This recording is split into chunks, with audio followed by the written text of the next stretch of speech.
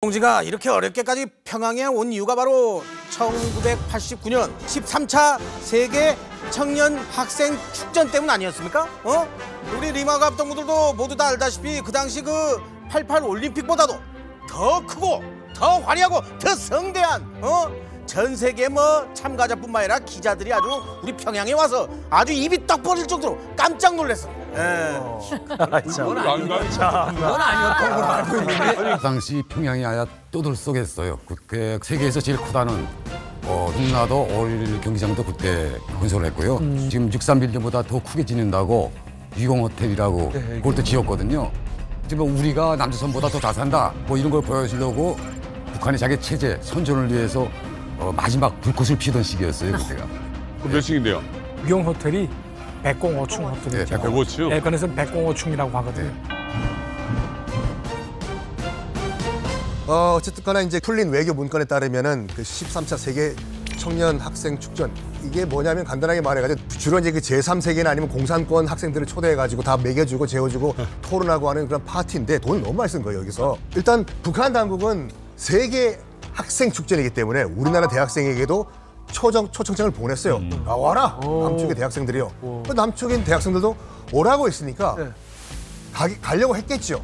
근데 당연히 당시에는 이제 우리나라 정부의 허락을 받았어야 되는데 우리나라 정부가 허가를 해줬을까요? 안 해주겠죠. 그때가 노태우 정부 때죠. 노태우 정부 때죠. 허락을 했어요? 안 했어요? 안 해주셨을까? 한국 정부가 허가를 해주었습니다. 진짜요? 그러면 뭔 근데 잘못이에요? 왜 몰래 들어가요? 이랬다 저랬다. 이랬다 저랬다라니. 들어보세요. 뭔 잘못? 왜냐면 88년도 당시에는 이미 동구권이 다 붕괴가 된 이후였고요. 여러 이 공산권 국가들이 개혁 개방을 다 선언하던 때였습니다. 우리나라 당시 노태우 정부가 1988년에 이제 헝가리와도 수교를 맺고 그걸 시작으로 폴란드, 체코슬로바키아, 유고슬라비아 등등등등등등 수교를 계속 맺으면서 북으로 뻗어가던 시절이었거든요. 그렇기 때문에 냉전도 끝났겠다. 당시 한국 정부 입장에서는 체제에 대한 자신감도 있었던 거죠. 북한이 학생 애들 데리고 파티한다는데 다녀와 라고 처음에 허가를 했던 거예요. 그런데 예상치도 못한 사건이 하나 빵 터집니다. 축전 4개월을 앞두고 제야 운동권 세력의 대부쯤 여겨졌던 문익환 목사가 무단으로 방북하는 사건이 빵 터집니다. 꽤 충격적이었던 사건이었죠. 이것은 사실 당시 한국 사회에서도 정부 입장에서 받아들이기 힘든 문제였던 거죠. 특히나 이렇게 하나 둘 무단으로 방북하다 보면 이 정부의 통제력이 완전히 상실될 수 있다라는 판단과 우려를 정부로서는 할 수밖에 없죠. 그래서 노태우 정부가 이제 입장을 바꿉니다. 청년 축전 참가 허가를 취소해버립니다. 당시에 이제 또 생존에 계셨던 운동권 대학생이었던 준건이 형님이 잘 아실 것 같아요. 운동권의 입장을 들어보겠습니다. 살아있는 증거 증인. 87년에 시민 대항쟁이 일어나잖아요. 민주화가 되고 88년에 이어서 또 노동자 대투쟁이 일어나서 우리나라 노동자들 임금이 거의 2배가 오르거든요. 분위기 좋았지. 쫙 나가고 이걸 타고 막 가야 되는데 그때 문익환 목사가 딱 방북을 해버리네. 그러면 이제 우리가 이른바 말하는 공안정국이라는 게 만들어져요.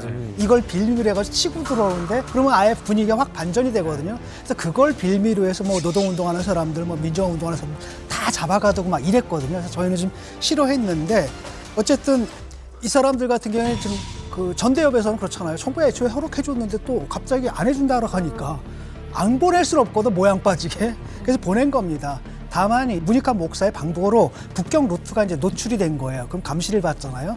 원래 가장 짧은 경로는 일본의 동경을 거쳐가지고 북경으로 갔다 북경에서 평양으로 들어가는 건데 이제 우리 정보기관의 감시를 엄격하게 받는 거예요.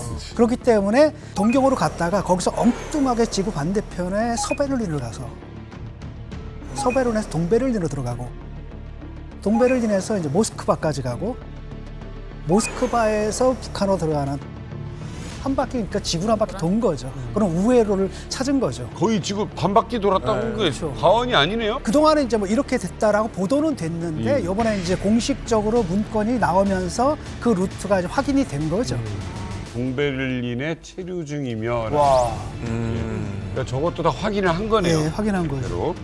근데 그때 당시에 왜 임수경이냐를 두고서도 이 논란이 많았어요. 왜냐하면 전대협이라는 단체가 군대 문제도 있고 그리고 이제 남학생들은 좀 경계도 받고 감시도 받으니까 어린 여학생 하나를 띡 보낸 거예요.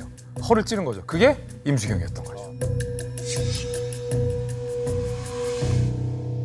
그리고 또 당시 이제 임수경 아버지가 대국민 사과문을 또 신문에 낸 적이 있습니다. 미리국 임양 아버지의 대국민 사과 편지, 국민 여러분께 사죄드립니다.